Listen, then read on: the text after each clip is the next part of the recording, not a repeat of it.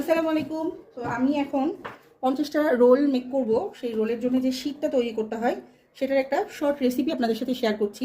এখানে আমি এই 1 কাপ পরিমাণের আটার মেজারমেন্ট, এটা দিয়ে আমি মাপি। তো এটাতে আমি দিয়ে দিলাম হচ্ছে 5 কাপ, ঠিক পরিমাণ মতো লবণ দিয়ে দিব। যেহেতু রোলের ভেতরে পুরে লবণ থাকে, সো আপনার রোলের যে শীটটা এটাতে আপনার আটার পরিমাণ, লবণের পরিমাণটা কম থাকলে ভালো। এখানে আমি 1 টেবিল চামচ পরিমাণ চিনি দিয়ে দিচ্ছি।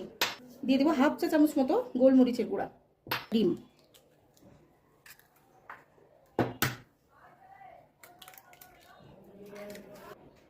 দুই থেকে 3 টেবিল চামচ পরিমাণ তেল এনাফ।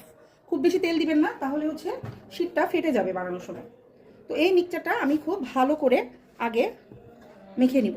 যে জিনিসগুলো আমি দিলাম সব কিছু দিয়ে মোটামুটি একটা মেখে নিব।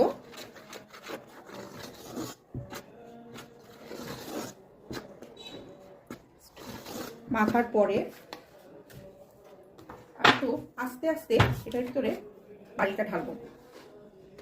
হুট করে অনেক পানি দিয়ে দিবেন না, এভাবে পানি দিবেন আর নাড়াচাড়া করবেন।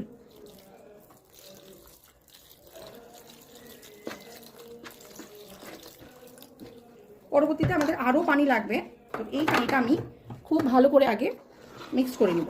পাচ্ছেন একটু কিন্তু লাম্পস আছে, হ্যাঁ, এই লাম্পসটা আমরা এখন যদি না থাকে সেটার জন্য কি করব, আমরা খুব সুন্দর করে এটা ব্লেন্ড করে ফেলবো। আমি কি করব, ব্লেন্ডারের জগে দিয়ে ব্যাস এতটুকু দিয়ে আমি এটা ব্লেন্ড করে নিয়ে আসি। দেখেন ব্লেন্ড করার পরে কি দারুণ একটা টেক্সচার আসছে, রাইট? এই কনসিস্টেন্সিটা আপনারা মেনটেন করবেন, তাহলেই খুব সুন্দর একটা রোল শিট হবে। আর এই রোল শিটের যেটা বানালাম আমি, এইটা আমি রেখে দিব মিনিমাম 1 ঘন্টা। ঠিক আছে, মিনিমাম 1 ঘন্টা রাখার পরে আমি তারপরে এটা দিয়ে শিট বানাবো। শিটটা তৈরি করে পরবর্তী ভিডিওটা আপনাদেরকে দেখিয়ে দেবো ইনশাল্লাহ।